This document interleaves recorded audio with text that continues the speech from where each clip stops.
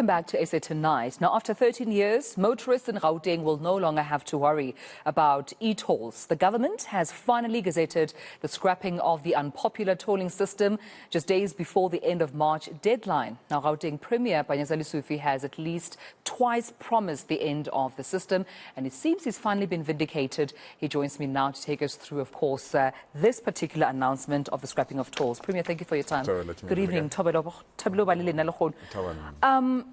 I mean, one would say that finally the scrapping of e-tolls has occurred, but I'm sure you have experienced challenges leading to this conversation. You've been previously criticized, even your predecessor, Ndade David Makhura, for taking so long. What were those mechanisms that made it a challenge to stop e-tolls at the time? Thank you so much for the opportunity. It was indeed difficult, tough, and rough, to be quite frank. Purely because of the finances that are involved. It's quite a huge project that cost us almost 47 billion rands. And this is the money that does not belong to the South African government. It belongs to people that have borrowed us this money. So we had an obligation to pay it back.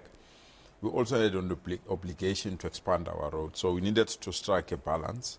And therefore, when the negotiations started, I must be frank, and I'm glad that we've mentioned former Premier David Makhura. He laid the foundation. And when we came in, we felt we could push, and we managed to push. At one stage, we were requested to pay 60% of this debt. And we argued very strongly that the roads might be in Gauteng, but they're utilized by everyone. And you can't punish citizens of Gauteng for having these particular roads here.